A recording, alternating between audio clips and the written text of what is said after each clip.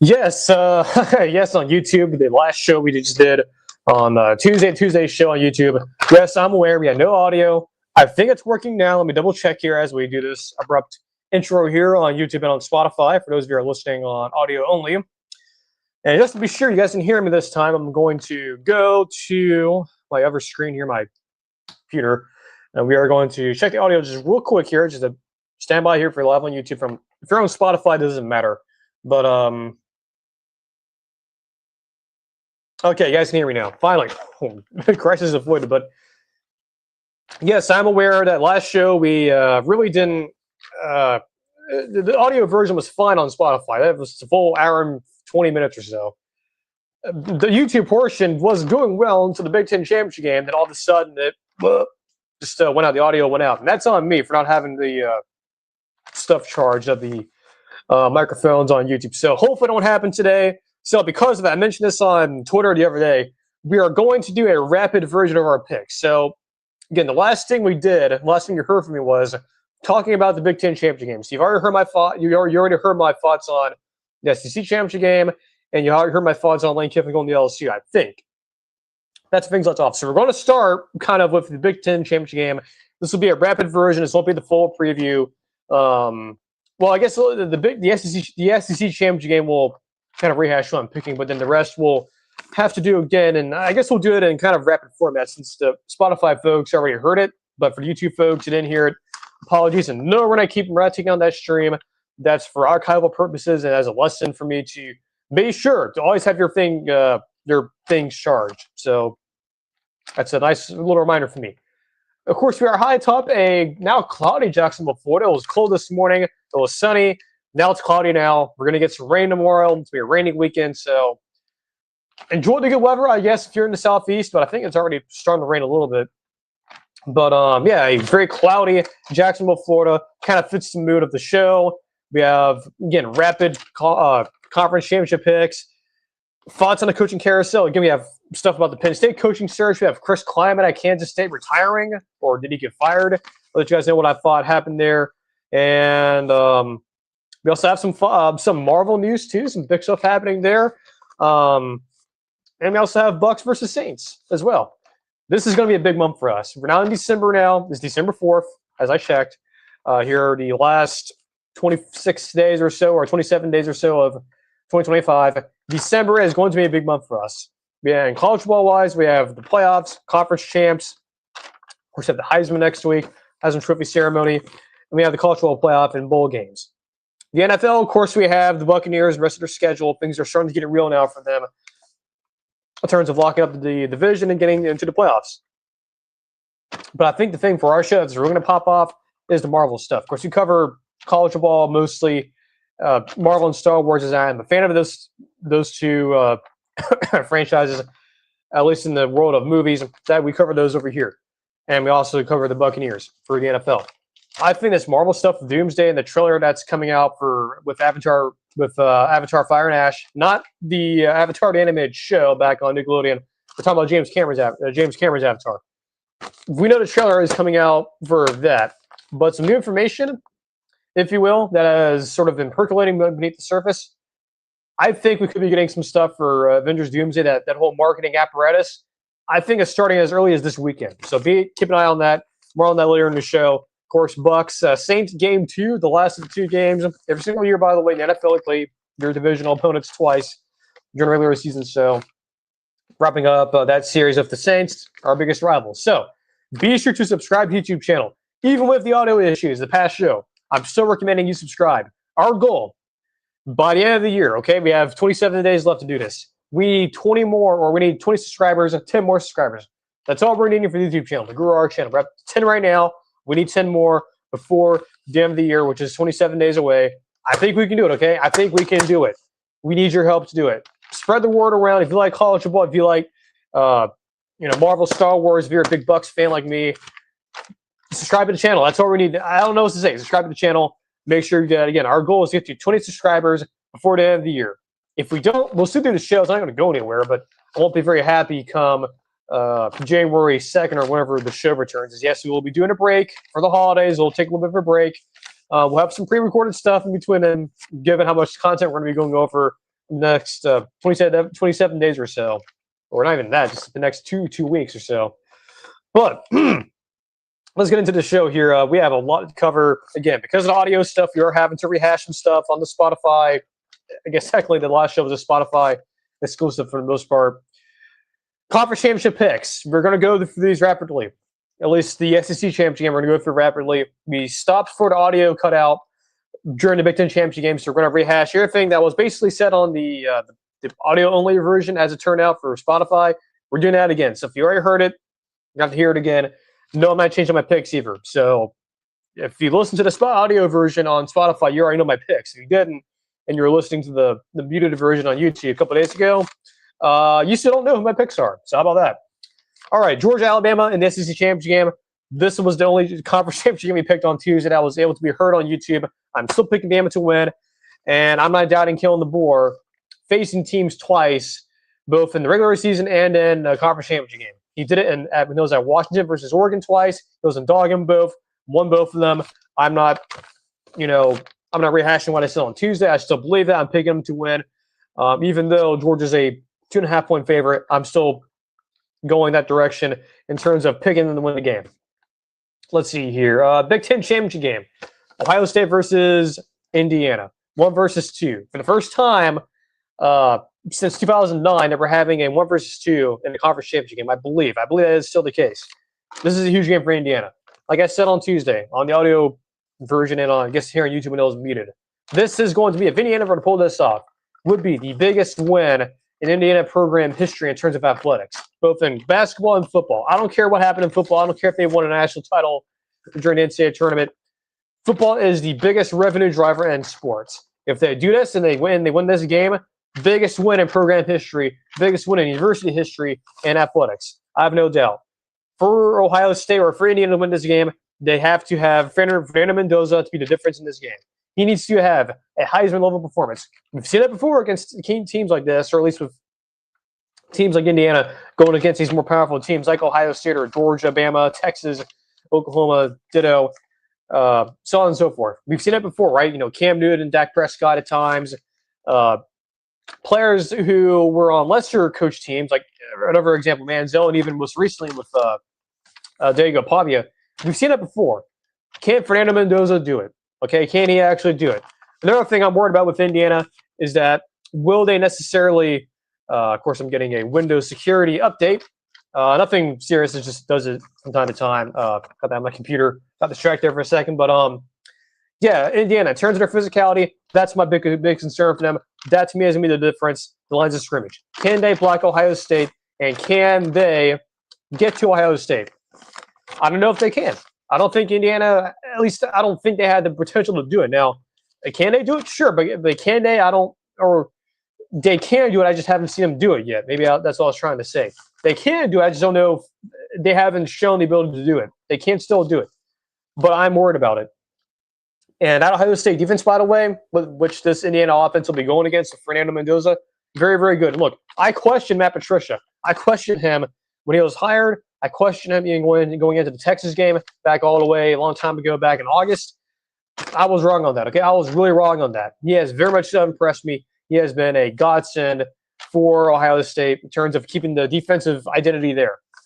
It's going to be tough for Indiana to do that. I don't know if they can block him. It's going to be tough, though. They can do it. I just don't know if they can do it. But they can still do it. That potential is there. Again, Coach Sig and all these underdog roles, going back to last year, including this year, he has done it. He has proven folks wrong. He proved me wrong against Oregon back several months ago. I looked like a clown along with everyone else. But then again, I also know that Ohio State, in terms of their lines of scrimmage, both on their D-line and O-line, they're in a different stratosphere, okay? Even with Oregon. If Indiana were to win this game or keep it close, I'm not expecting this to be a big shootout. I'm fully expecting this and preparing myself for this game to be a low-scoring game. I think it will be. I do believe that it will be sort of like in the 24-21 type scoring range. And I think for Indiana to win the game, I'm really expecting them to, like the points needed to win, thinking about 24, 21 points. That's what I think I'm needing. Ohio State, like, again, the physicality of them, their lines of scrimmage will be the difference in this game. I'm very concerned that Indiana may not be able to protect their quarterback, and let alone be able to get to Ohio State. Now, the one thing I think Indiana has here, the one thing I sort of wonder if Ohio State, because everything about Ohio State, the offense, run game, their O-line, D-line, I'm not concerned about. It's their secondary, because they have not been tested yet properly in terms of any reasonable passing attack. Now, they've faced good running teams, but they have not faced a really, really good passing attack with a decent running game. They haven't seen it yet. Michigan last week was not that. Michigan has no receivers, and their passing attack is kind of garbage, or not kind of, it is garbage. Indiana, their receivers are okay, but I don't know if they're the type of offense necessarily that can expose Ohio State properly. I could be wrong on that.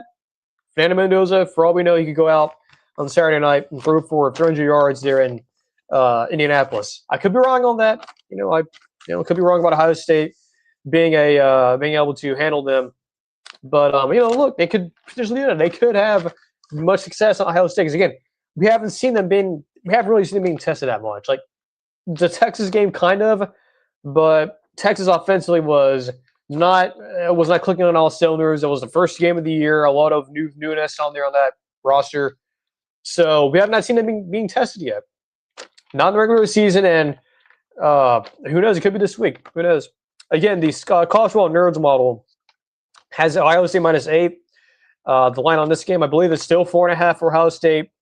I am going to go with the College Football Nerds model, with Josh and Daniel's model over there at College Football Nerds. I am picking Ohio State to win and cover. Let's see here. We also, I guess when the audio kicked out, actually, we'll kind of venture back to that, actually, because on the old script here on the show, we had Alex Galesh and Auburn next. Actually, I guess we can do that. Yeah, why not? 3 people I set for the folks on Spotify and not for the folks on YouTube. And real quick here, just going to make sure you guys can still hear me on YouTube. Again, after what happened last show, I am going to be way more aware that audio issues can happen, even when I'm not aware of it. So, okay, guys can still hear me. Great. Alex Galesh to Auburn again.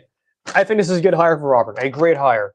If you want offense, if you're Auburn, if you've been dreaming for this, offensive savant, new innovative spread offense, you thought you were getting that with Hugh Freeze, then happened. You sort of got like a very stale offense from like the early 2010s, late 2000s.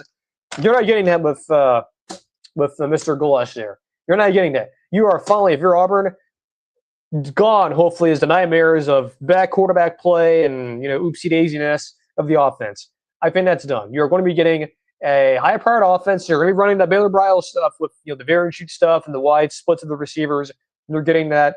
You're getting more creativity. I think you're getting an offense that is, again, proven to score points, especially in modern college football and against fairly decent teams, right? Not only at Tennessee when Galesh was there at Tennessee with Heupel, but also when Galesh was at South Florida. Played Bama twice, played them tough, almost beat them twice, even during DeBoer's first year there last year. I know the final score doesn't look like it was a close game. It was a close game, okay?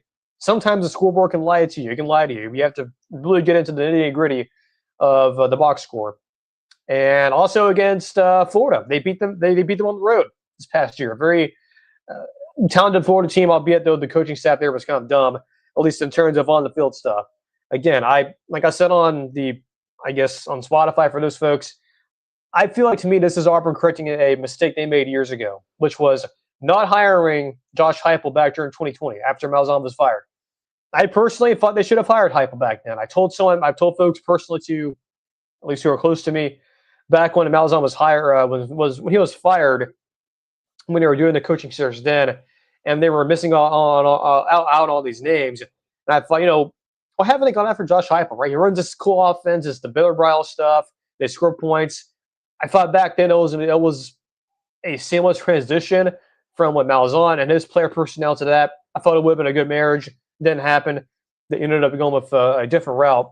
But I think, this is Auburn somewhat correcting a mistake that they made years ago. Now they're getting someone who is doing it just as well, or perhaps even better than Josh Heupel is running it. So I feel pretty good about Alex Galesh. My thoughts haven't changed on it. I know a lot of folks still are kind of nervous about his recruiting. Look, I get it, right? It's anytime you hire a new coach, you always worry about the recruiting, especially guys who are not necessarily proven, particularly as a coach when they're coaching the G5, right? But I think he can do it, right? I think Galesh, especially when he was there, I mean, they were like Tennessee was getting like top 10 classes. They got Nico Ilamyava when he was there. He was a big part of that. Galesh was. So recruiting for Auburn, yes, it didn't look good yesterday because yesterday was signing day. I still feel good about it. And they also, by the way, announced DJ Durkin as the DC there, defensive coordinator. So he's still going to be there, just under a new management. So good for them to keep him around, and good for Auburn to really pivot after they really fumbled the bag with Summerall, because they were going to get him, right. I mean, the whole coaching search was going to start with Summerall and end with him. It didn't, and they were able to recover pretty quickly there and get Gillespie. Unlike some folks, particularly in State College, Pennsylvania, who we will get to here in a little bit. But yes, Alex Gillespie, Auburn, I feel pretty good about. I still feel good about. He could really work out there. And again, if you're an Auburn fan, if you've been really wishing for the better much of a decade of, man, can we just get a consistent quarterback play and get a good offense that operates consistently? I think those days are over with. I think you're going to get that. And look, I could be totally wrong on this. Still in the Tom Fornelli line. You get higher. I don't know how it'll work out, but I still love the hire though. I at least love the ballsiness of John Cohen going out and actually getting someone who runs offense that I actually like and has been proven to work. So at any level, too, both in the G5 and the P4. Going to get some water real quick. We'll touch on the ACC championship game. Then we'll move on to, I guess, we can do the Tuesday poll. Again, why not? For folks on YouTube. For folks on Spotify, this is kind of a rehash of the Tuesday show. But bear with me. There is some new stuff being added, and this isn't like a total redo. But again, because of audio issues back on Tuesday on YouTube, we have to redo the show. That's what we do here. And look, it works out, too, because this is a week where we're not doing upset alerts. There's nothing to, that's kind of done for now. We may bring it back for the bowl games, but probably not. So the next time you'll be seeing upset alerts will be a week one next year. As I get some water real quick, I'm going to mute on YouTube more or less properly instead of the microphone going out. So don't worry about it if you're watching live or on the replay.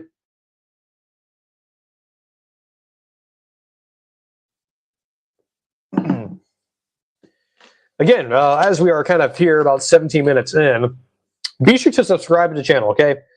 We have grown so much in the past, year or so when we've started this show back last summer. And I have it on good authority, too, as we do at Josh Pitstop Paper Pop, that we went from 0 subscribers back almost 17 months ago to now 10. We have grown so much with this season. And I will just say this, too, as we're kind of stopping here now, as we're kind of, this far in the show. Well, one of our biggest blow-ups in the show, particularly our live shows, was when we talked about the LSU coaching search. That's when our show really started to blow up. And look, I'm not even from Louisiana. I'm not an LSU fan. My alma mater is really down the street, UNF, here in Jacksonville. So I'm not an LSU fan. I have no connections to LSU. But when we did our the stream on LSU, when we touched on the coaching search there back several months ago, that's when the show really blew up, and that's when we saw a lot of folks started to subscribe. So, again, if you're listening to this on Spotify or on YouTube, if you're subscribed here, just be sure to check and make sure. But if you are, you double-checked, get your friends to subscribe. Get anyone you know who loves college football, especially around this time of the year, be sure to do it. Have them to subscribe. I'm even waving the paper here. It's a blank piece of paper, but probably shouldn't reveal that. Again, whatever. Yeah, it's a blank piece of paper. Just there for cosmetically, but be sure to do it, okay? We need 20 subscribers before the end of the year, okay? We have 27 days left in December. I think we can do it. We have 10 currently, and I know there's a lot more folks than 10 folks who watch this show, okay? I guarantee you that. Be sure to subscribe to the channel. Make sure you do it, okay? This show. We have no Patreon, okay? I'm not asking you guys for any money. I'm going to send you guys any forms or stuff. I'm not going to your house and, knock on your door and forcing you to sign a form or whatever, or sign up for a Patreon. This show is completely free, okay? It's completely free, costs you nothing. And again, our goal is to get to 10 subscribers. Okay, I'm patting the paper in front of into my hands here. Do it, okay? Just do it. In the words of Shia LaBeouf in that meme, do it. Just do it. Back to the show. The ACC championship game, Duke versus Virginia. The ACC chaos theory is incomplete. It is here, pretty much. It is on the doorstep. It is knocking on the door. It is right there. You can see it, and then from your front door window, it is here. And if you don't know what the ACC chaos theory is, something that Josh Pay on his show he coined, and I kind of echoing his same sentiment here. The chaos theory is that if Duke, who was in this game, and congrats to Beanie Diaz, congrats to the whole staff there, up there at Duke. Good for them when they win. Shame on the ACC because Duke, while yes, they got in because of certain tiebreakers and whatnot, and because of SMU losing to Cal last week of the interim coach at Cal after Justin Wilcox was fired, that put Duke in the ACC championship game, and Duke is a 7-5 team. So what that means is if Duke were to pull this off, and given the current FanDuel line, at least to when I did the original script here, I didn't change anything back from the old show, or at least the show that we did on Tuesday, which was viewed on YouTube. Again, for those of you who are need a reminder, the line is still the same. The line is still Duke minus or Virginia minus 3.5. So Duke can win this game outright, totally. Again, which would be bad for the ACC because of the playoff rankings that came out on Tuesday. There are now two G5 teams, James Madison, I believe, or Texas, that would probably get in over a Duke if they beat Virginia. That's the chaos theory. Now, the good thing for them is that they still have Miami, the ACC, kind of waiting the back door, but it's not even a guarantee if they will get in. So it's still a bit of a mystery. So for the ACC's sake, they better hope Virginia wins, and they better hope Duke loses. Again, this is not me hating on Manny Diaz and that staff there. I'm not hating on them, okay? I think they're doing a good job up there. I just don't know if the ACC would be over the moon about that. And let alone, and this is crazy, a 7-5 team is in a conference championship game, and this is an era where we have no divisions anymore. Like, this is not Pitt going to face Clemson in 2018 when they were 7-5 too. This is not the era anymore, okay? We have no more divisions, okay? There's no more coastal and there's no more divisions anymore, okay? This is not the era anymore. And we're still getting teams that are 7-5 and supposedly a P4 conference in a conference championship. I don't know if this doesn't tell you that the ACC is not serious in football. It's not, because there could be other teams here much better than Duke in terms of record-wise that could be here. Miami, Florida State, Clemson, the big three there. They're not here, but Virginia and Duke are here. Again, the FanDuel line, Virginia minus 3.5. There's really not much to preview here. I think this will be a good game regardless of who wins or not. But the best way I can describe this game, I said this again for the folks on Spotify. Unfortunately, the YouTube audio did cut out here when I said this. I thought this was a really good quote here. I'm still going to use it.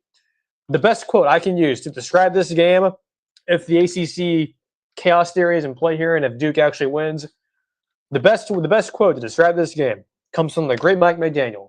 He's still around. He's still the coach of the Dolphins. But his quote here that he brought up months ago, that's become a meme, and especially in NFL circles, great way to describe this game.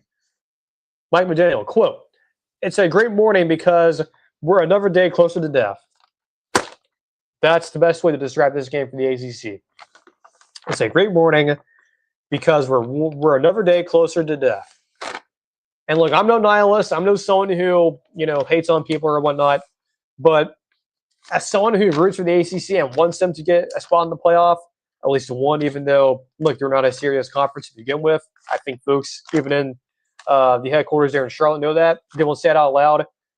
I want Virginia to win. I'm picking them to win. I think they slightly cover. Okay, I think they'll slightly cover, but Duke could easily win this. Duke could easily win this game, and then the ACC chaos theory is unveiled. The whole chessboard is thrown in the chaos. So I am picking Virginia to win and cover. I am really hoping they pull this off, and I'm not really confident about it that much. But yeah, I think that Mike McDaniel quote really fits this game perfectly. It really does. And oh man, if Duke wins this game, I'm just going to tell you, there's going to be a lot of folks up there in Charlotte who, while yes, they'll have their smiley faces and when they're given the trophy to Manny Diaz, but I'll tell you, man, if internally, they are going to be pissed off because they know that if Duke wins, they're very, very close to getting 0 teams in the playoff. Very much so close to that, and that reality is coming very close and coming very quickly to them. Okay, Tuesday poll here as we go for this. Again, if you're on Spotify, I know we did this a couple days ago. We're doing it again as a reminder because, look, the audio went out on YouTube, and it's Thursday. We're not doing upset alerts, so may as well do it again. Tuesday poll on a Thursday. Again, we're redoing this. We're going to go from, as per usual, 25 down all the way up to number 1. So we're counting down up to 1. At 25, Tennessee at AM4. 24, Georgia Tech. We're doing, by the way, 25 through 21st. So Georgia Tech at 24, Tennessee at 25. Navy at 23, 9-2. They're off this week, and they were off last week, and they get, I believe, the Army-Navy game next week, as usual. So they're at 23. USC at 22. Again, 9-3. Good. By the way, finished with the number 1 class, I believe, yesterday. Good for them.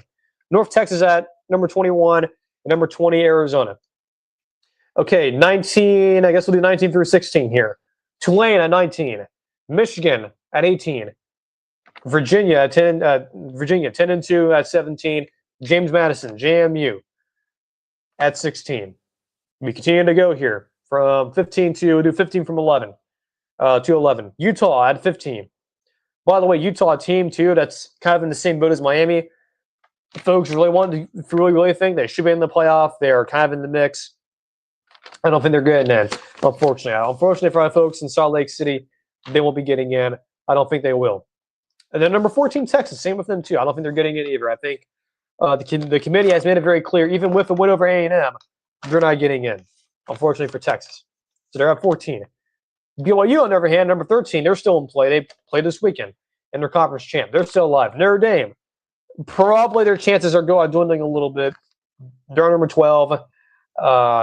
Then at number 11 is Vanderbilt. Same, unfortunately, in terms of the playoff stuff. They're probably out of the playoff, which is unfortunate because I think they should be in, clearly based on my poll. And by the way, too, this is not the way I'm saying the committee should do their rankings. I mean, maybe it is, but this is basically with, if I were an AP voter, this is what my ballot would look like. So this is what this is. All right, top 10 time, again, counting down or counting up, if you will, from bottom to top. Number 10, Miami, 10-2. Bama at number 9. Oklahoma at number 8. Ole Miss at number 7. A&M at 6. Texas Tech at 5. Oregon 4. Georgia 3. Indiana 2. Ohio State number 1, as it should be. That is the Tuesday poll. We're doing it on Thursday. Again, double checking here on YouTube just to make sure the audio is working. After the last show, probably can't blame me. I don't think anyone's actually watching live, but hopefully someone will watch on the replay.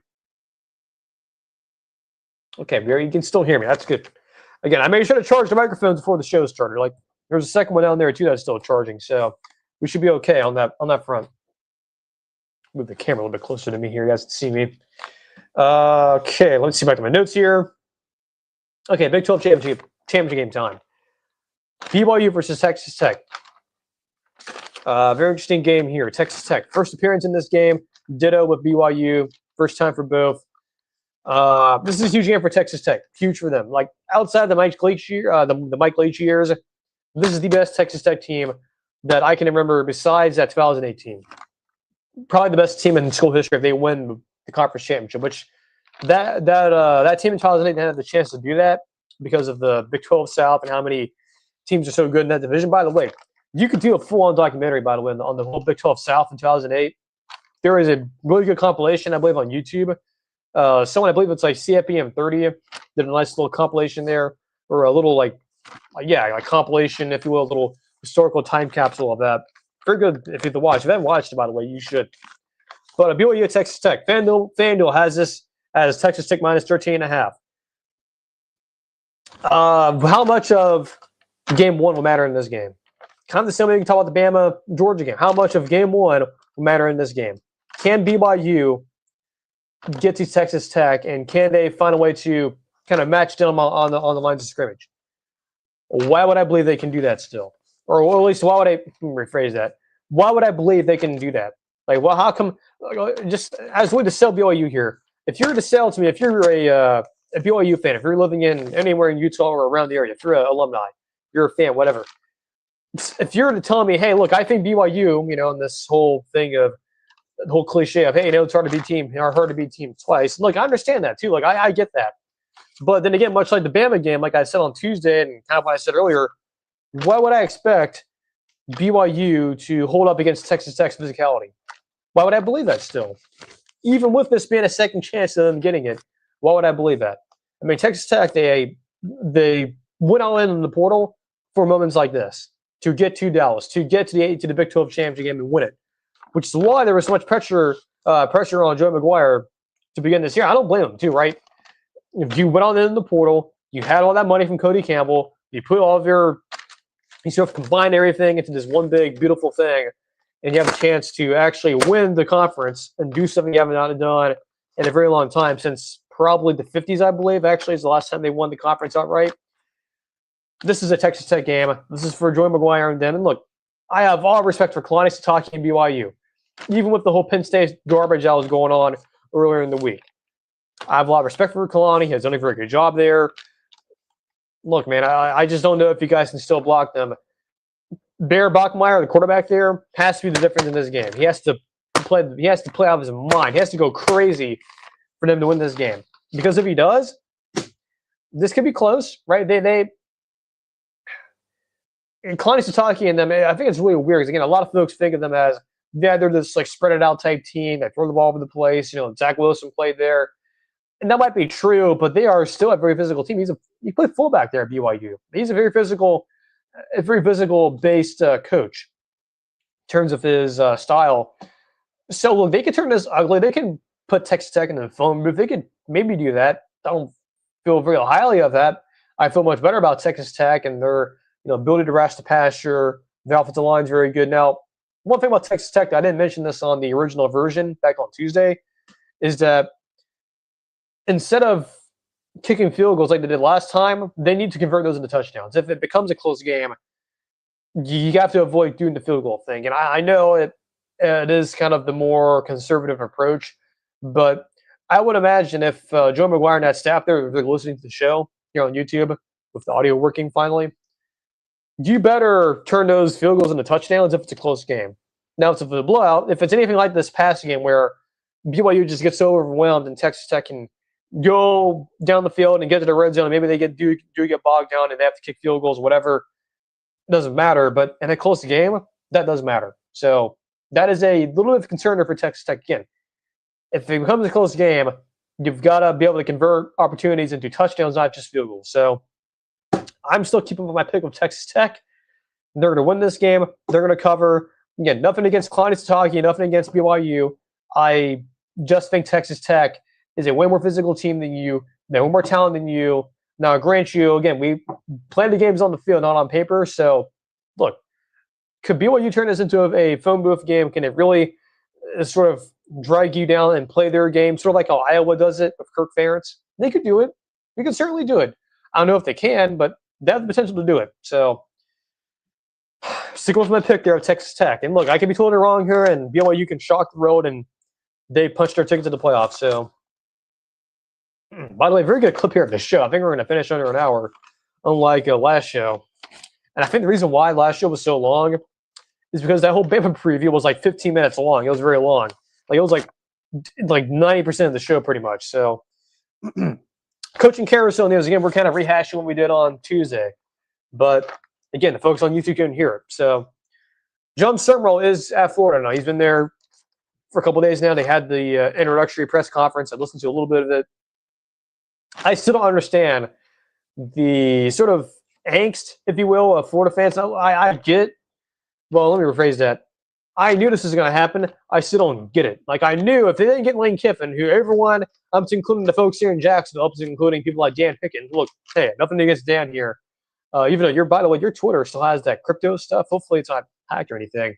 But what was I saying? Yeah, so even up to them, who I respect, Dan Pickens, they were really sold on Lane Kiffin, the next coming of Steve Spurrier. Wears the visor because of Steve. He talks like him. He acts like him. Sort of the modern version. There's a troll on the internet. Everyone thought, up and down the state of Florida, including the Panhandle, thought they were getting Lane Kiffin. They didn't. And when exactly what I thought was going to happen, they got mad. They got pissed off. You have people leaking audio, or there was an audio leak of someone talking about, the behind-the-scenes stuff. And that's why, hey, look, I'm not going to rehash that here. You know where to find it. I'm sure it's on YouTube somewhere. But, yeah, a lot of folks aren't happy with stuff Scott's trickling. I can't blame you for that. In terms of if I were a Florida fan, yeah, you have every right to be mad. You have every right to be upset and angry about, hey, we were sold on getting Lane Kiffin, we didn't get him because certain things didn't happen. But that's the way the sport works sometimes. That's the world of the coaching carousel. It spins. It will spin. It will spin in a whole bunch of directions. That'd be the way we want you want to go, but it will spin. And it's fun for Florida. And they got John Summerall, who I think is a good fit there. Okay, so I like to hire, but I also understand that those folks in Gainesville and all across the state of Florida are not happy right now because they think that they're getting Billy Napier Jr. I'll just tell you, he is not Billy Napier Jr. Like, I'll repeat myself again. Unlike Billy Napier, John Summerall knows how to run. He is a defensive-minded coach who understands or at least respects offense. He's not a Muschamp clone. He's not like Zach Arnett, who knows at Mississippi State as the interim / full-time coach for a year when he took over from Mike Leach when he passed away.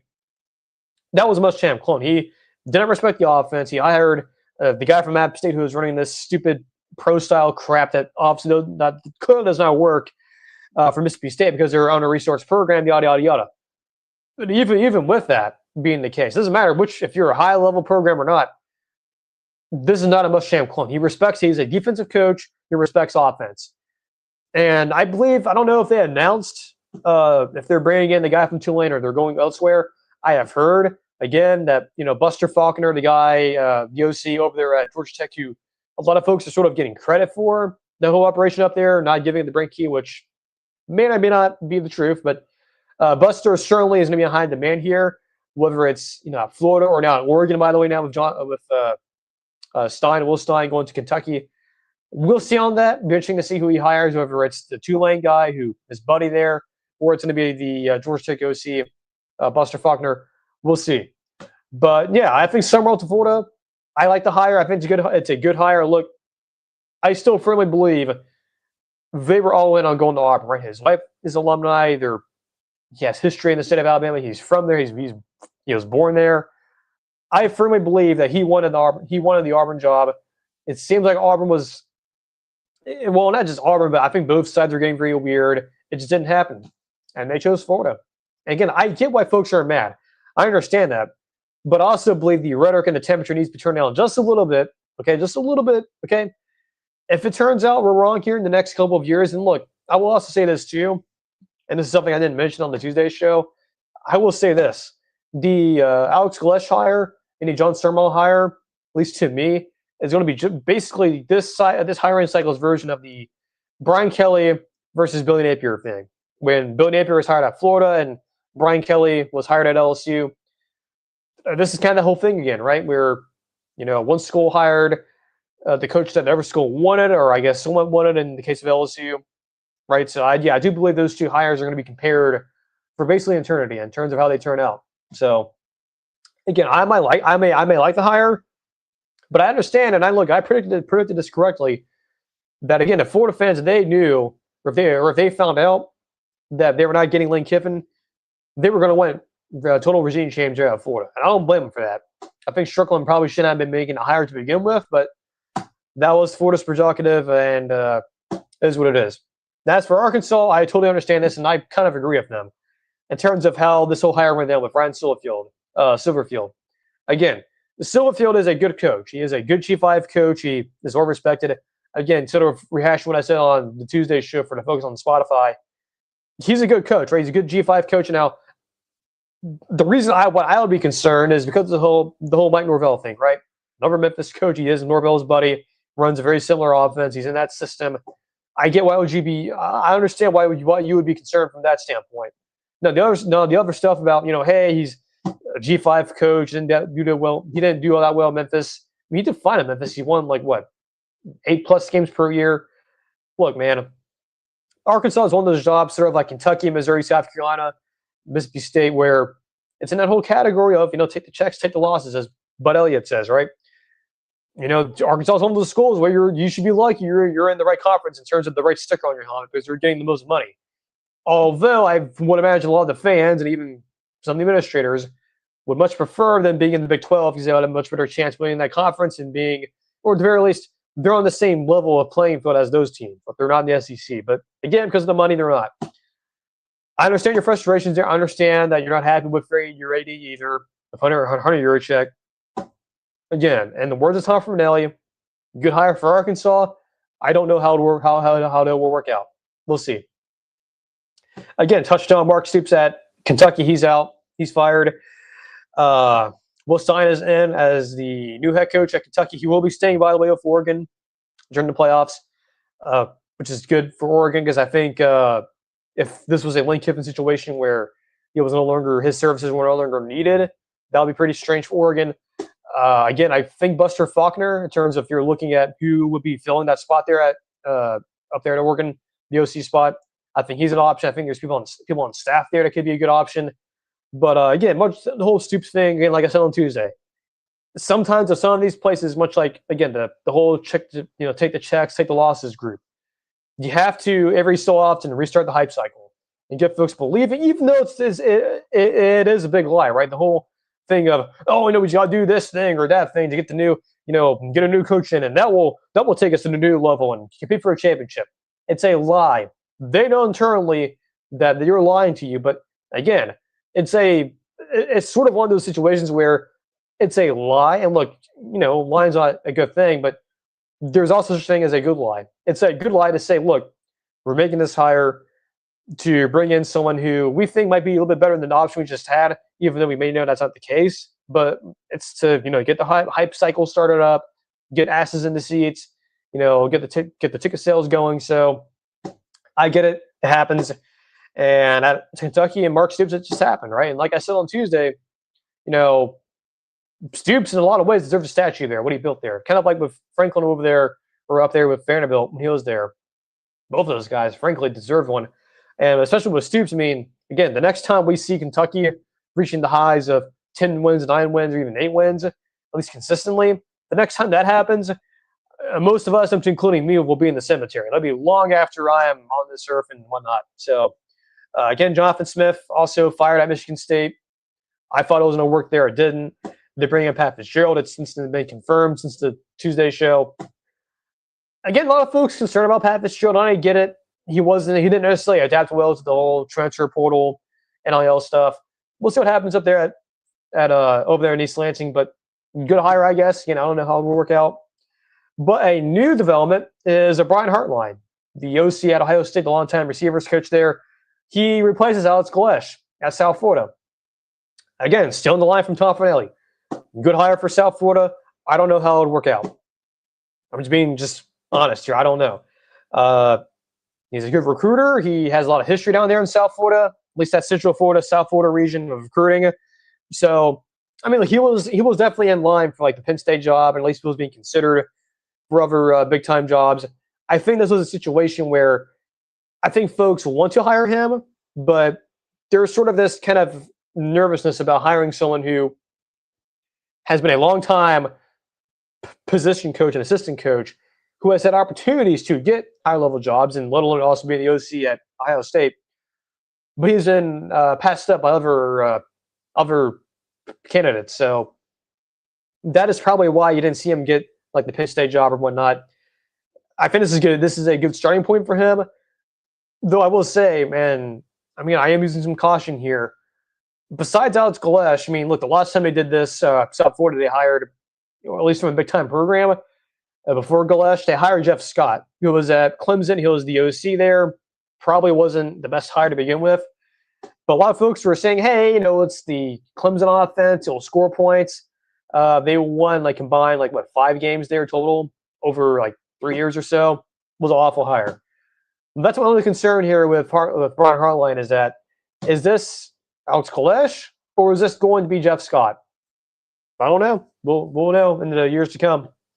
And then finally here, and we'll get to the Penn State thing, and in between this and that, we'll take a water break.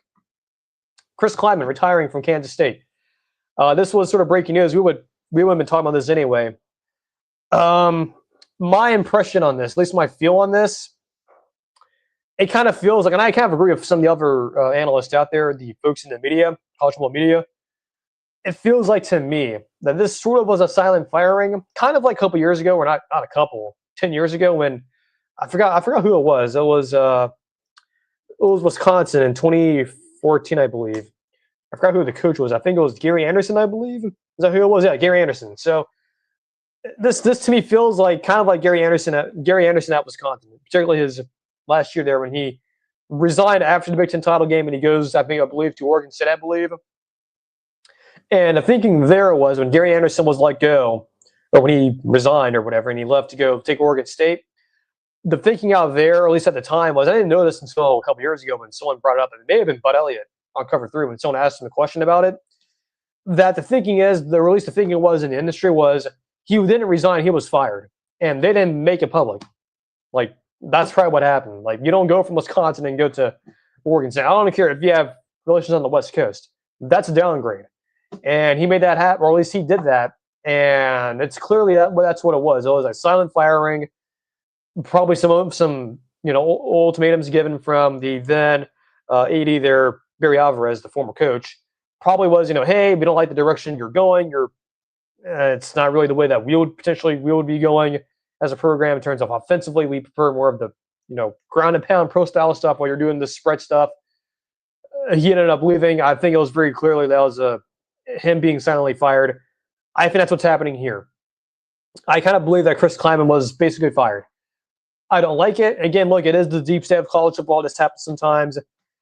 It sucks. It had to go this way. It sucks that the things are. And look, we were hearing stuff, by the way, from a lot of industry folks, up to including, I believe, Bud Elliott too on Cover 3 was kind of saying, "Hey guys, watch Kansas State as things were going off the rails there to begin the year." Now they recovered.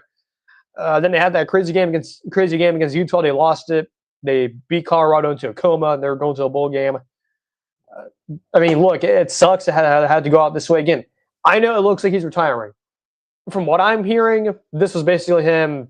He basically got silently fired. He basically got told to go away. And what's interesting too is that when I looked up his age, and he's not that old. He's only 59 years old. He's like below 60. So my opinion here is that I think he is going to coach again. I think he is basically just saying, well, really two options actually. I'm thinking about it. I think there are two options here as to what happened. The first option, he got silently fired because of how bad the season was going. The other option is something I just thought of, or I guess I just remembered, is something that Josh Pitt has brought up before. Is that this whole thing about he's been kind of warning about this, where you are going to eventually see coaches, the fairly decent coaches, right? Coaches who are at least what a lot of folks in the college football fan world would perceive as very good, coaches up to that level, at least in the near future. He said this a couple years ago of something to the lines of, you're going to see really good coaches just basically just step away and just say, I can't do this because of how disorganized the whole sport is. I almost wonder if that may be what's happened to Chris Klieman. He basically literally just said, I can't do this. I'm going to take a break. Even though he's not really that old. He's only like, 59, 58 years old. So that is also on the table too. That I wonder what, Josh will have this show later. He may talk about it. It'll be interesting to see what he says. But yeah, my two thinkings here, either he was silently fired, so it's kind of like Gary Anderson at Wisconsin, or this is what Josh Payson theorizing, that this could be Klieman just saying, look, I can't do this until the sport gets its act together in terms of the calendar. I'm going away for a little bit. Let one of your campus heroes and Colin Klein take over, which he is going to take over. I believe it was official that after A&M their season is concluded, he will be taking over as Kansas State's head coach. Good for him too, by the way. If you remember, Klein was in the running for the Heisman in 2012, sort of kind of fitting the mold of like Dak Prescott at Mississippi State. So yeah, good for Colin Klein. And by the way, for A&M, for their OC search, again, Buster Faulkner, another name to watch there too as well. I'm going to get some water real quick. We'll touch on the whole Penn State fiasco. There has been, I believe, a lot has changed since Tuesday, by the way, and it's not good. It's nothing good. So another water break. We'll get back to that. We're not even done yet. The show's not even done yet. We still have the Avengers stuff, which is a lot to talk about. We also have Saints, Bucs. And before we do that, again, I'm going to check my audio on YouTube real quick just to make sure it's working for sure.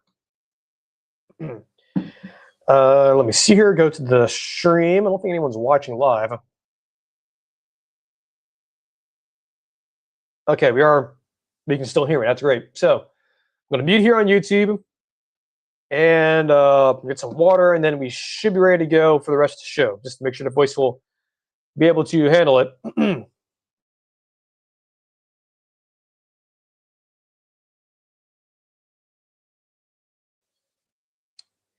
Okay, we're back. By the way, if you hear me coughing there on Spotify, the problem is, look, I would pause the recording, but I've done that so many times where I paused it and then I accidentally ended the recording on Spotify or for Spotify. So that's why you had to hear me cough there. But on YouTube, it doesn't matter if you're listening on YouTube. But anyway, Penn State. So what has happened? Well, since the last time we talked, it certainly looked like it was, hey, leaning towards Kalani Sitake. We'll see what happens there. It was, I think at the time we were recording it, it was kind of leaning towards him saying no. Things were happening. It turns out it is official. He is staying at BYU. Makes sense. I mean, he's a LDS guy. He's a BYU alum. He's basically a legendary figure there. So that's not really surprising, given that it will be very hard, like we said on Tuesday on folks on Spotify, if it was the case that he was going to Penn State, that whole coaching search thing for BYU, I'm not saying it would have been a total wreck, but it would have been very difficult. I'll just say that. I believe that may have been one of the things they told Kalani, saying, hey, look, man, we get you want to leave, but if you leave us, your alma mater, our program is going to be we're going to be in total shambles. And I think that pulled out the heartstrings for him. And I think that really inspired him to stay where he is. So not to mention you got the crumble cookie guy involved. He's not alumni, by the way. He's just a guy who loves BYU football. So now, as for Penn State, Josh Payne made it very clear on his show, and I agree with him, that there is going to have to be even more total regime change, basically. It's going to happen at Penn State. And what he's referring to is Pat Kraft, the AD. His days are numbered.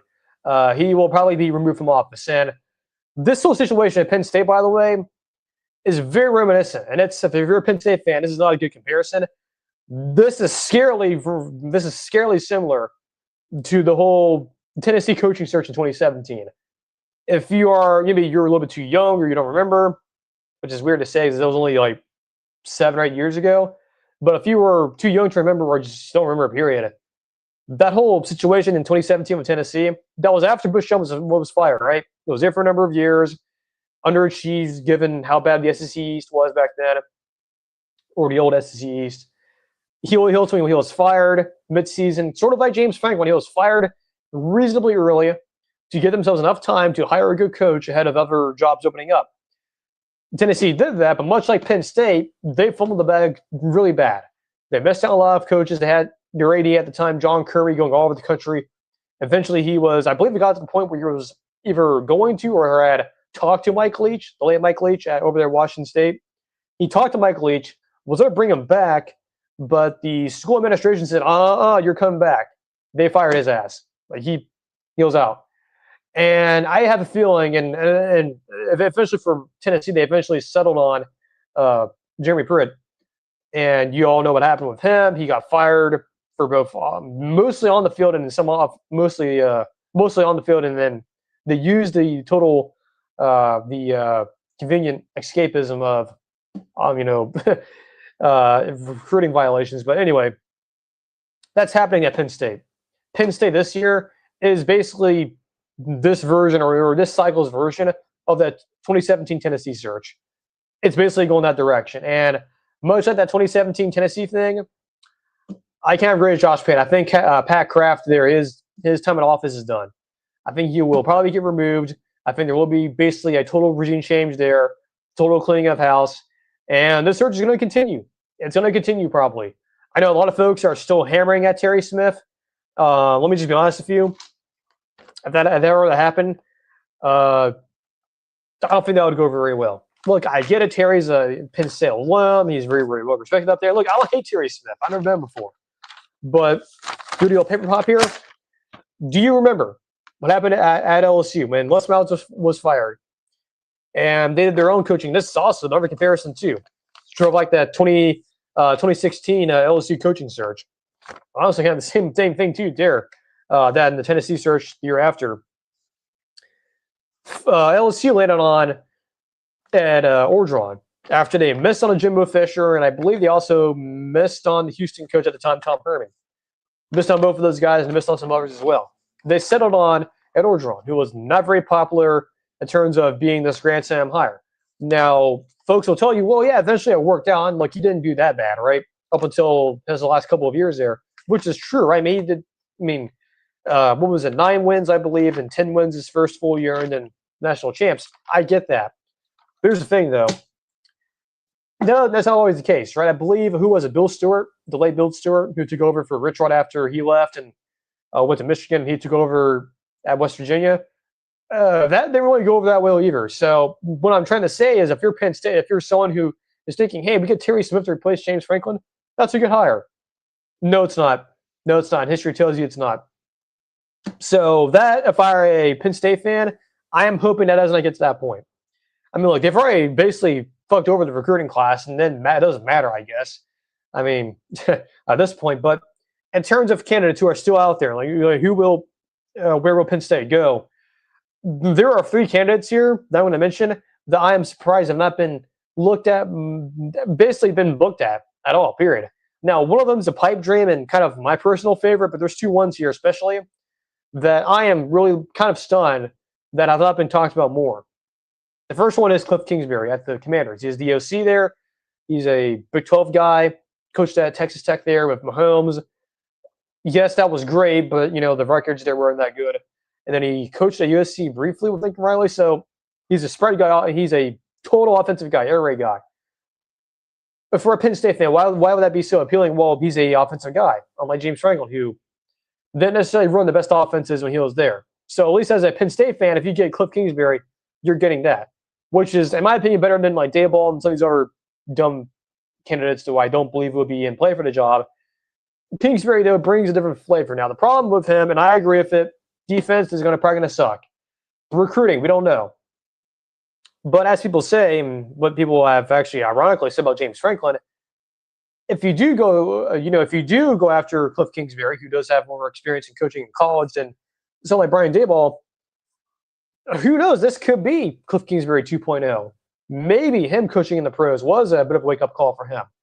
Who knows? That would be my dream candidate, though, for Penn State.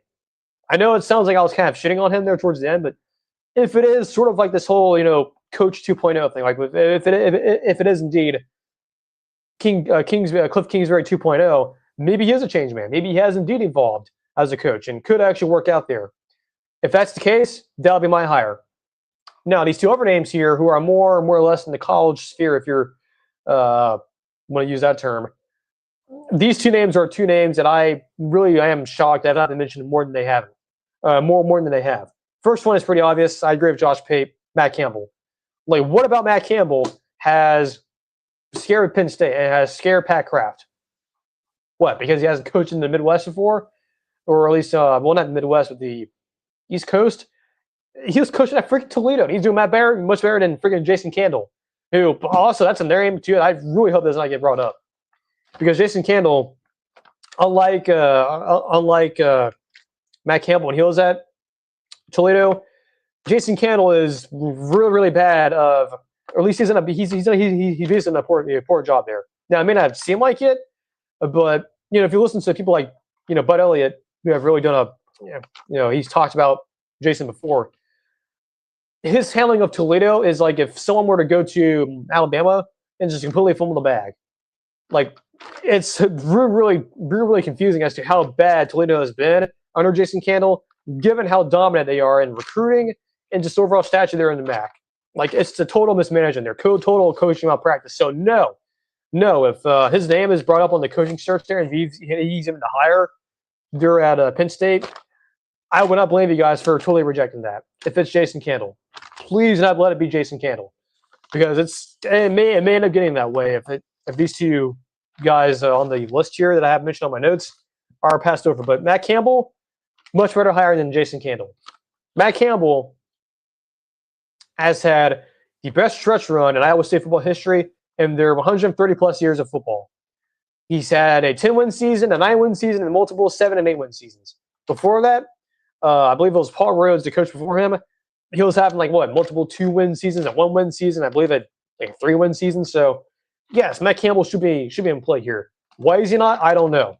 This next one, who I've seen no one bring up at all, period, is Glenn Schumann at Georgia, the DC there, which is weird to me because in the conference you're in, you saw Oregon go that direction, and their search after Mario left got a little weird too. Why not go after Glenn Schumann? Like, that's a name what is just strange. I've never heard at all for this job. So for me personally, I would much prefer Cliff Kingsbury because of the offense. But if it's not him, if you don't want to go that direction, Matt Campbell, obviously, duh.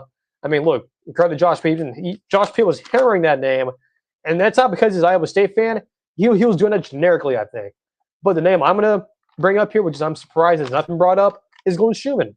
Like, I don't care if you bring up, oh, well, Glenn Schumann's an SEC guy. He didn't coach in the Big Ten before.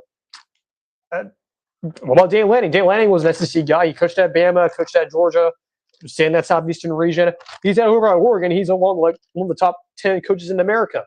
So why not Glenn Schumann? Why not him? I think Glenn Schumann, if you were to go to Penn State, I think would kill it up there, even as a first-time head coach. I could be wrong on that, but I think that would be a good hire, especially if the staff is really good. If he brings in, a really good DC and then a really good offensive coordinator, kind of like John Summerall at Tulane and now Florida.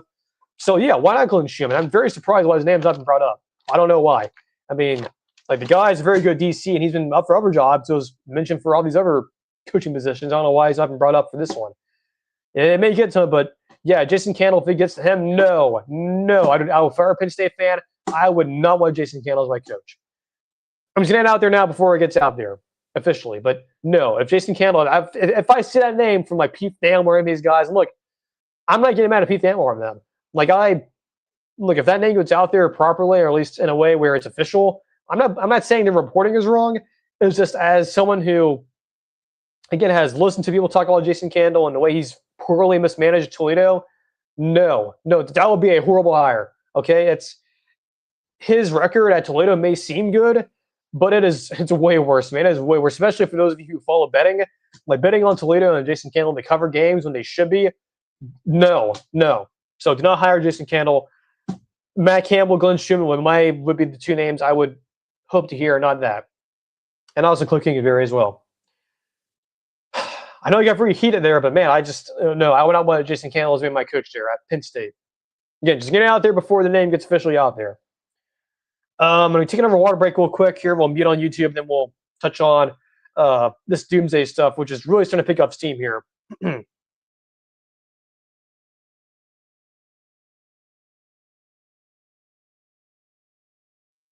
Again, if you are new here, listening or watching live or listening on the podcast feed, again, be sure to subscribe to the YouTube channel.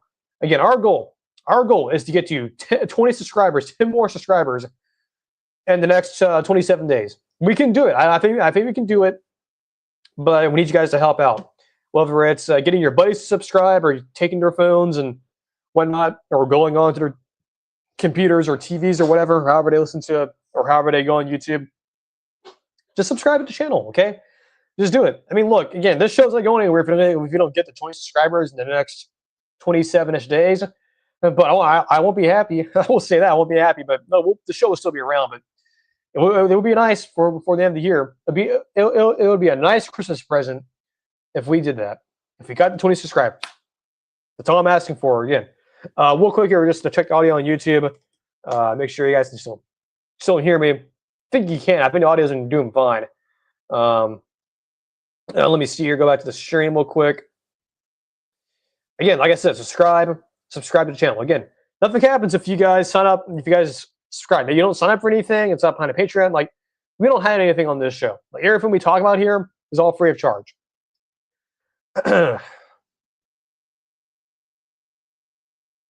Okay, yeah. So audio's still working, so that's great. Avengers Doomsday. We know it's coming out. The movie's coming out in about a year or so, getting close to the 1 year anniversary before the film comes out. We have known for a while that the Doomsday trailer, whatever it's going to be, or at least a marketing campaign, was going to start in December. We've known that for a while. We've known the first trailer was going to be attached to Avatar: Fire and Ash. Again, not Avatar: The Last Airbender. That's a totally different thing. Look, I'm a fan of that show too. But this is James Cameron's Avatar. Now we know that the first trailer was going to get attached to that film. That's still the case. But however, there have been a lot of reports and rumors. And look, I don't know if it's just like totally confirmed, but it's coming from folks that I kind of believe, or at least I firmly believe are in the know. There have been a lot of folks saying, and this is kind of what the newest information is, that the rumors are is that we're going to be getting over the next couple weeks, like this week, apparently, next week, and then the week of Avatar: Fire and Ash coming out, that these next 2 weeks, including this week, so next week, this week, next week, the rest of this week, next week, And then the week of the 18th, if I check the calendar here, is that right? Yeah, basically the next, like from now all the way until December 18th, we're basically going to be getting basically a whole bunch of content coming from Marvel about Avengers Doomsday. And my thinking is here as to what this could potentially mean is that we're going to be getting basically a whole bunch of stuff over the net, like small bits of information, or not bits of information, but bits of marketing content, right? And I think the first one could be coming this weekend. There's basically two options here. So the first option I have is maybe something revealed. Well, certainly something revealed this weekend. I think I feel confident saying that. I think we will get something revealed this weekend. Now, there's two options here in terms of this weekend. The first one is less likely than the other. The first one is something during the SEC championship game. And the reason why is because, well, Marvel/Disney also is owned under the same umbrella of ESPN, right? They're in the same company, or they're under the same Disney umbrella, ABC, ESPN. And it's a big game, too. It's Georgia versus Alabama. College game is going to be there. It's a big game. It's a big game on ESPN's networks. It's a very small chance. I wouldn't be surprised if, they say, hey, well, why don't we do something, begin the marketing campaign during a big college football game? Now, the other option for sports-wise would be Monday Night Football, which would be, I believe, LA versus the Eagles, Chargers, I believe, versus Eagles. That's more likely because I think historically that's where a lot more of the like the trailers for either Marvel or Star Wars or any other Disney property would usually debut. But why not the SEC championship game? Why not? Like that would be a great opportunity. A lot of folks will watch it. It's ESPN's big brand for sports at the moment, at least I guess the biggest sporting event they have this weekend. So that could be an option. At least the less likely the options, it's on the table for sure.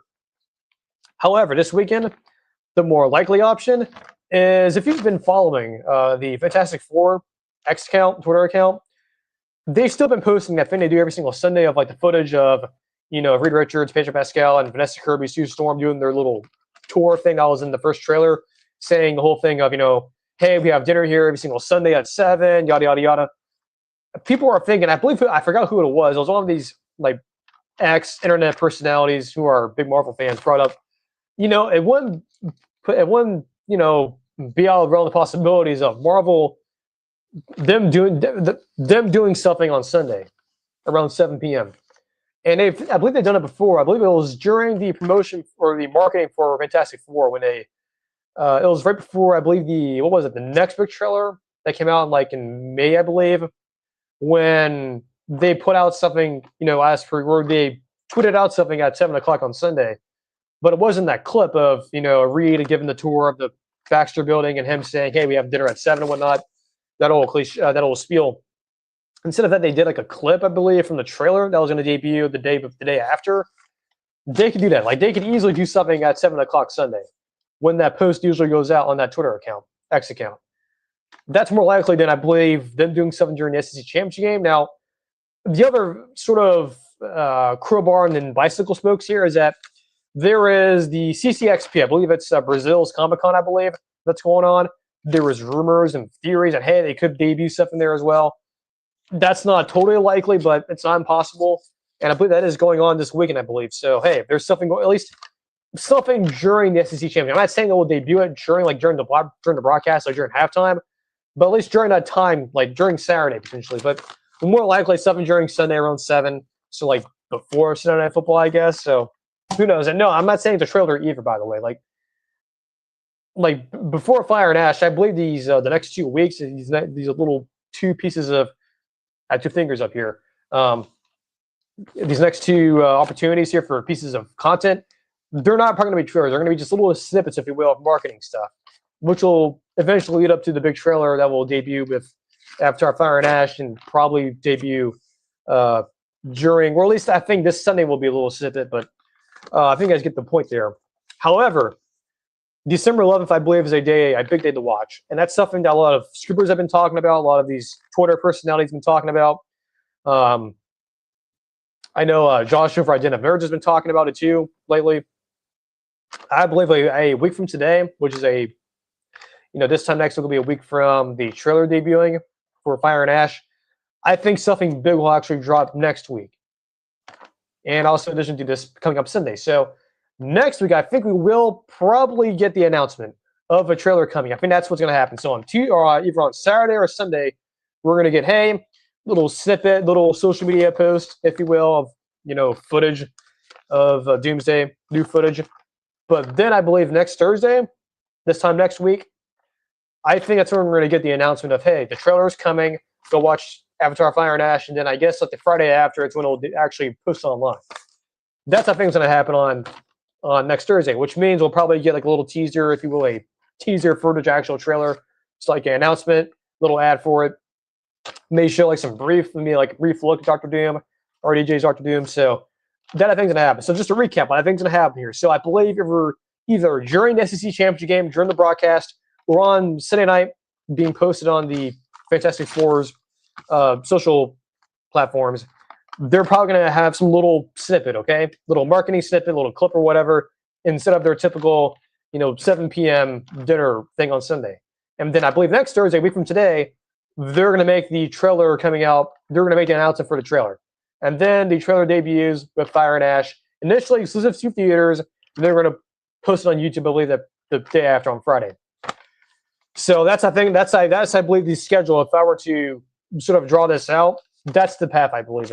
They'll drop something either this weekend, make the announcement for the trailer, and then they'll drop the trailer with Fire and Ash on Thursday night. Then they'll release it on the internet like that after Friday afternoon. So that's for the trailer. Now, to sort of kind of wrap this up here, this little Avengers Marvel news thing here.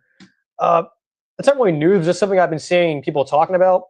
Is so this whole topic here got started out with, I don't know if it was somewhere in Europe. I don't know if it was in the UK or in France or something, but there was this little convention, if you will, and it was like a Disney convention, and they showed off the Doomsday cast and had all the teams and whatnot. And by the way, I saw a lot of folks surprised that Tom Hiddleston's Loki was with the newish Avengers, if you will, or the current Avengers. How is that surprising to you? Like, where was he going to be? Like by himself or whatever? So yeah, that doesn't surprise me. But with that whole casting, because they showed like a slideshow, if you will, and they had like the groups and the teams and whatnot. So it had like the new Avengers, the Thunderbolts, or the old Thunderbolts. It used to be the Thunderbolts, the Fox X-Men, and then the Wakandans. So when that came out, a lot of folks were very vocal about the cast and how there was a liking of certain female characters. And look, I don't usually get into the whole political stuff. There's other places if you want to go and see folks talk about that. Look, I understand folks are upset about that. There's a lack of, female characters, but I'll just say this.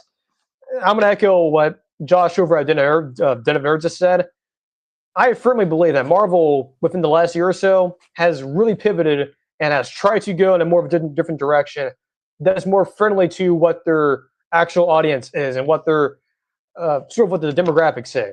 As someone who has done and who has a PR degree, as someone who has looked at demographical information, understands the significance of demographics and how that plays a role in your marketing and whatnot, and how your audience operates and who they are, it's very important. I think Marvel has seen that. I think Disney has seen it. I think they begin to pivot. That doesn't mean there's no diversification of the cast. There certainly is. They have several prominent male and female characters, right? You have a whole good, I think a fairly good selection there. So, yeah, I'm gonna basically echo what Josh over at Den of Nerds has been saying. I kind of think I understand it. I agree with it. I also understand a lot of folks are upset about it. It is what it is. I don't know what to tell you, but as someone who has worked in PR and has also been privileged to listening in to certain meetings about marketing stuff and content and understanding your demographics and who your target audience is, I think the folks over at Marvel / Disney, I think finally understood that. They've been changing that for a little bit. This has been in the works for a while. So, now another thing I've seen pop up is the X-Men cast and how small it is. And look, we have done so many topics on this, and I have been, at first I was very confident that the X-Men cast, at least what I was hearing, that the X-Men cast, which you got confirmed all the way back in the spring, is what you're going to get. Like with maybe the inclusion of Hugh Jackman as Wolverine and Ryan Reynolds as Deadpool. That was probably going to be it. So that was going to be the cast itself.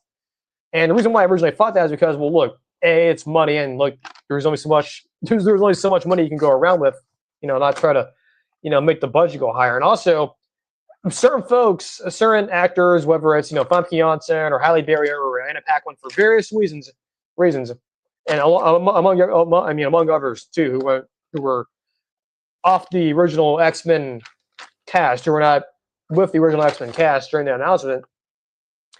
A lot of those folks were likely to return for various reasons, whether it's health issues or other things, whatever. It doesn't matter. Just for various reasons, they weren't going to come back. So that's what I originally thought. But then over the summer, and as I started thinking about it, I was like, yeah, I mean, look, Kevin Feige, why would he mess up the opportunity to at least try to bring everyone back, at least the main players, right? I've seen a lot of folks, including, Joshua at the end of the Verge bring up yesterday, actually, when he talked about this on his show, that as I think folks are bringing up, hey, the X-Men cast is kind of small. Why is there no one else coming in?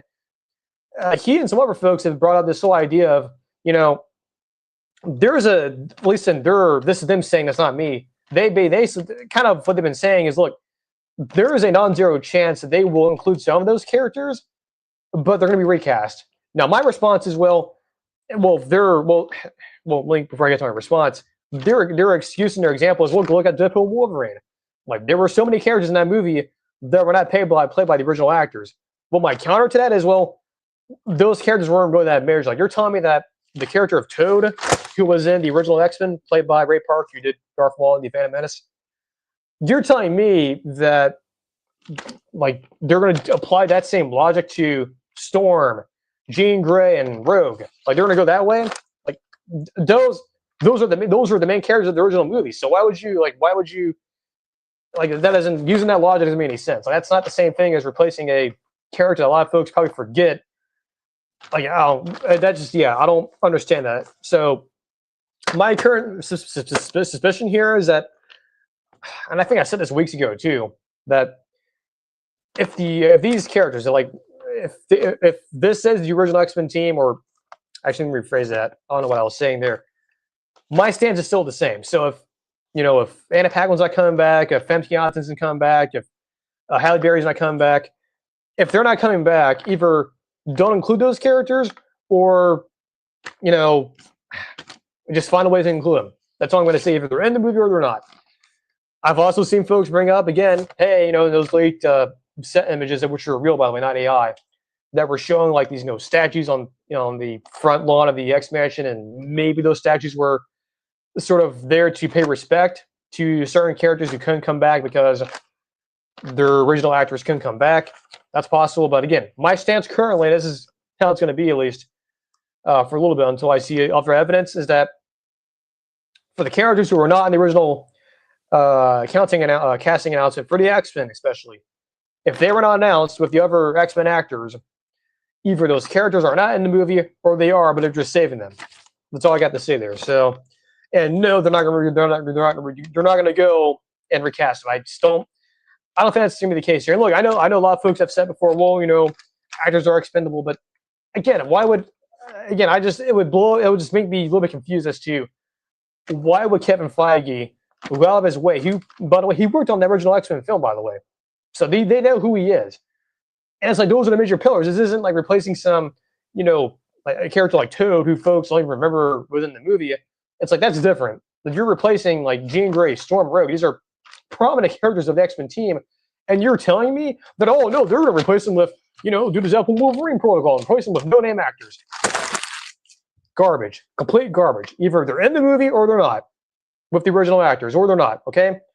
I don't understand why would it be the case here. And now, if it is the case, then that would be very shocking to me if they go that route, especially knowing that Kevin has a lot of respect for those actors. A lot of them still know him. So if you want to counter to me, my DMs are open. So if you wanted to explain to me why they would actually go out of their way to recast several of these pivotal characters, main characters, mind you, instead of the original actors, because of money and other things, like, I just explain that to me in the DMs or talk to me personally, because I find that hard to believe. Either you are getting the original actors to come back, and those characters are in the movie, but you're keeping them a secret, or they're not in the film. And none of this recast bullshit. So Anyway, Buccaneers Saints game 2, the final game of the rivalry series here for the year. Of course, if you are new to the NFL, they do this. You know, they you play every single team in your division twice. This is the last of the Saints Bucs games here. This is the second one, the last one. This will be a 1 o'clock game on CBS. Kevin Harlan, that crew is calling it. So that means there's a potential for this game to get a little wild, given he has already called a Bucs game earlier this year, the Seattle game, and that was a very good game to watch. Stressful as a Bucs fan, but maybe as a casual NFL viewer, fun game to watch. But anyway, FanDuel line of Bucs minus 8.5 makes sense. The Saints are a dead team to me. They have no identity. Their offense is garbage. I think if anything, if the first game, if everything for that first game translates over, the Bucs should be able to overwhelm the Saints offense pretty significantly. I mean, they're starting the Tyler Shutt guy from Louisville. Spencer Rattler has been complete garbage this year. The Bucs defense should be able to have a good game here. Now, could they give up some plays? Maybe it's a situation where, hey, this is hard to beat teams twice. Tyler Shutt, maybe they can expose that Bucs secondary. I don't think they can. I don't think they have the personnel to at least do that, especially at quarterback. So I think the Bucs defensively, they should have a good day here. I would be a little bit surprised if they give up a lot of big plays. I'm wiping the screen there. There's some spit there, but yeah, the Bucs defensively they should be able to have a good day here. I think, along with the Bucs ground game, I think they should be able to get that going. Now there is some hope that you could get Jalen McMillan back. He was a rookie from Washington last year. And there's also some rumors about Mike Evans coming back. Now, that one I'm not sure about. McMillan, I feel more confident about. But I do think the Bucs are a ground game that should be the strength here for them. They should get it going with Bucky coming back, his second week back. Their big three there, him, Rashard White, and Sean Tucker. So because of that, because of how dead the Saints are, I think the Bucs should win and cover here. I get it. It's a divisional game. I know this number is pretty big, but I just think the Saints are pretty dead, and I don't know if they have any identity. And look, as a Bucs fan, you should hate the Saints. Look, I hate their colors. I don't necessarily hate the city of New Orleans, but hate the colors, hate the fan base. Only exception being Matt Moscona, the LSU beat writer. He also covers the Saints too. I don't hate him necessarily, but the rest of the fan base can go kick rocks. That team's garbage, trashy uniforms. As a Bucs fan, personally, I hope they do wear their yellowish uniforms. I could say the other word, but I'm not going to. Yeah, I think the Bucs win cover, a very rare covering in a divisional game, which usually are pretty close. So, and that's the show. Again, just to check and make sure the audio did not go out here on YouTube as you wrap up. You see, you got the stream pulled up, still live, I guess. So that's good.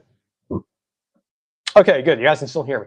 So, our plan is to probably, yes, I think we are going to do our typical reaction to Conference Championship weekend on Saturday night. We'll post Sunday morning, so be on the lookout for that. We will also, I think, do a reaction to the playoff seeding, I believe. I think Sunday night, during or after Sunday Night Football. I think we'll do that. Then we'll do the Tuesday show, Wednesday show as normal. So until, I guess, this weekend, I guess you'll hear from me a little bit. Keep it on the socials for any developments. Now, if anything breaks in between, especially with the Penn State search, between now and the weekend, we'll try to do something. Not likely, but should actually probably check Twitter here just to make sure nothing's broke with Penn State. I don't think anything has, as I'm recording right now. Let me see it here. I don't think there has anything broke, or at least nothing's broke yet. So that's good. That I just got a weird. I was on Twitter. I got a weird clip of. I don't know what this is. This is real or not from Jeff Snyder. He got attacked or something on air when he was on his. I guess that was during his show with John Roca. Yeah, I mean Jeff he got tackled by someone during his show with John Roca. I haven't watched the show yet, so I don't know if that was like scripted or whatnot. But anyway, yeah. So we'll be back on Tuesdays per usual, and Thursday. So be on the lookout for that. Anything breaks, whether it's the Penn State coaching search or like the Avengers Doomsday stuff, if anything happens, either tomorrow even, we'll be back and do a quick video. But until technically Tuesday, but you'll hear from me during the weekend. Until then, enjoy the games. We'll see what the final playoff bracket looks like. Until then, take care, and we'll see you guys on the next stream.